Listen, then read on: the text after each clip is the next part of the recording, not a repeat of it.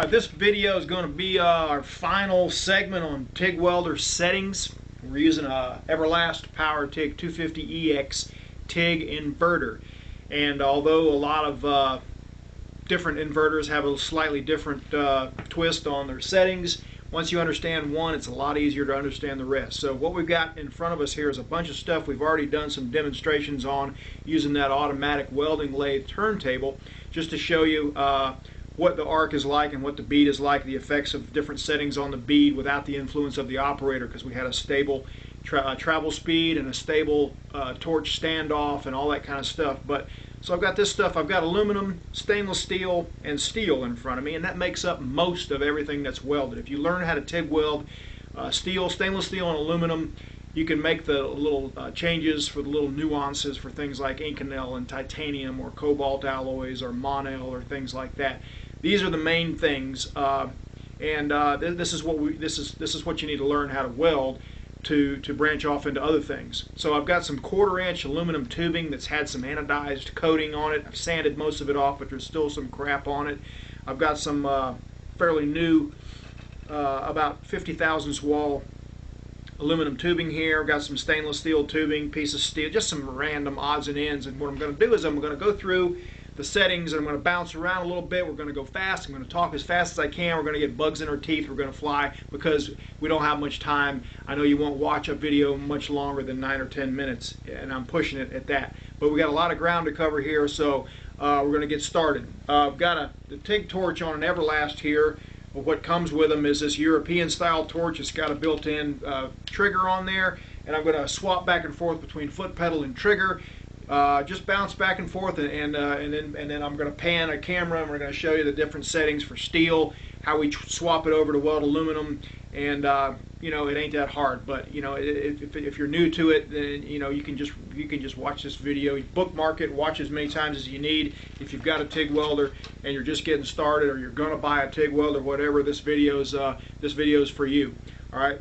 So first off, we're going to weld just some steel. So I've got some mild steel ER70S2 filler wire. That does not help us. I dropped it. All right. Okay. And I'm going to just run a bead on here, and I'm going to talk about the settings that are needed to run the bead on steel.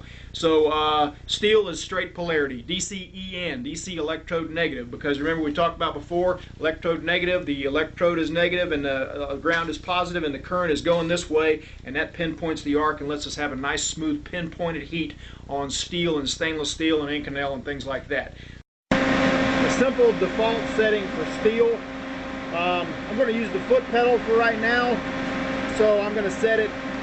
I'm only using about a 50 thousandths piece of steel, so I'm going to set it at about 50 amps, 50, 60 amps, and I'm going to have plenty. 1 amp per thousandths for steel is a good rule of thumb. I'm not worried about arc force. I'm not worried about AC frequency or AC balance. Those things are for something else. Arc force is for stick welding, and these two are for welding aluminum on AC. I got the pulsar bypassed off, so I'm not worried about this stuff. Okay. I do need to be concerned about this. I'm going to pretty much have this set on 2T for when I have the foot pedal plugged in. I want to be on DC because I'm on steel. I want to have my spot off, and my TIG HF versus lift versus stick, I want to have it on HF. I want to have a good start without touching. All right, pre-flow. I like pre-flow, but I don't like much. Just about a second is all you need. So I just barely turned it up. Post flow is roughly 5 to 10 seconds to keep our tungsten shielded. At the very minimum, you need to keep your tungsten shielded. Upslope, off, downslope, off. I'm doing all that with my foot pedal. You know, start amps on about 30% will be fine. Our foot pedal is pretty much going to bypass this stuff anyway. That's good. DC, okay.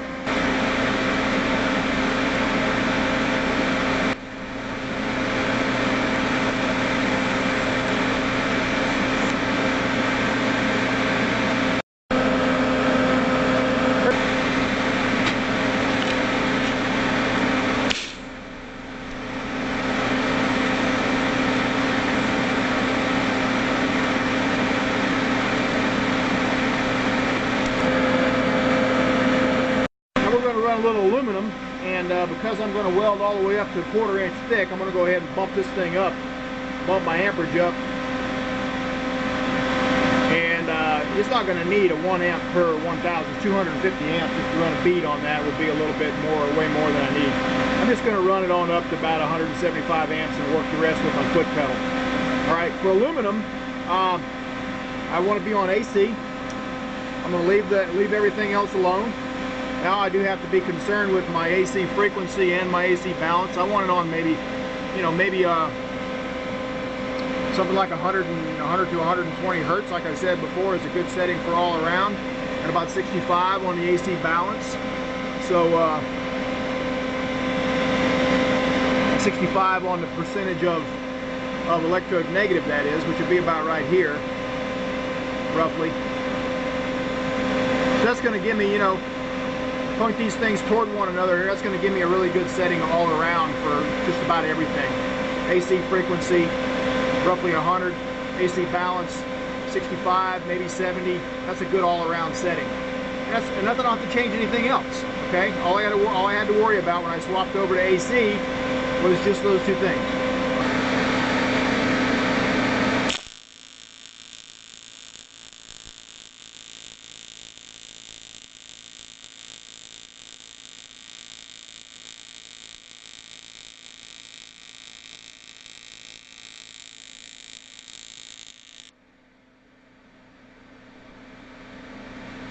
Alright, that's 50 wall aluminum. Filler rod's a little bit big for that.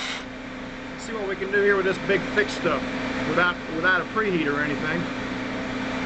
Honker down on it. Here we go.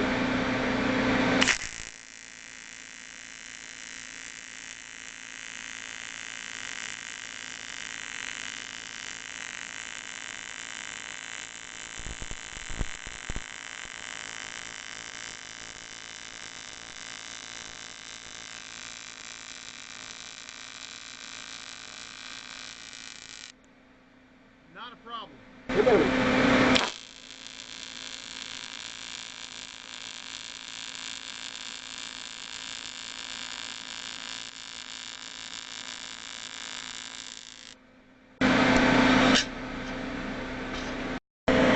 What I want to show you here, this bead's nothing to write home about, don't get me wrong, I'm not trying to brag on this, but it's the same setting worked on the 050,000s material. Worked fine on the 11 gauge, 1/8 inch thick material, 1/4 inch thick material. You see how this stuff's kind of nasty. I'm going to shift gears a little bit now. Instead of using the foot pedal, I'm going to swap over to using the trigger here a little bit. All I got to do is pull this out.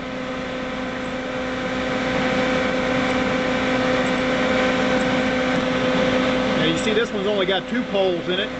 This is only a switch. I don't have to have all that other stuff. So what I'm going to do here, I'm on AC again. I'm just going to change my amperage because I don't have any amperage control. So I'm going to be welding on, let's just say I'm going to weld on that 11 gauge. That's about all I'll do. So I know I'm going to need about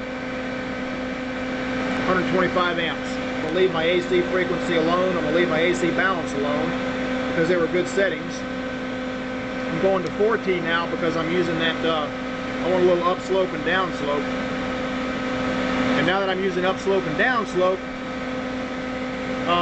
pre-flow stays the same, post-flow stays the same, upslope, I want it to give it a little time before I get my main amperage. And I want it to slope down. I want it to take a little time to slope down and taper off my amperage. Start amps, it's 1/8 inch thick, so I can use a pretty good hot amp, a pretty good hot arc, that is. End amps, I want it to taper off quite a bit, so I'll turn them down a little bit. All right, let's see what happens there. Now I've got the switch hooked in. You should be able to hear the argon. Ready? Here we go.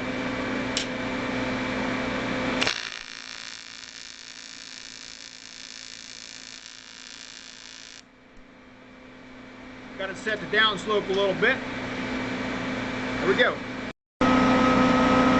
No amperage control, just the torch switch.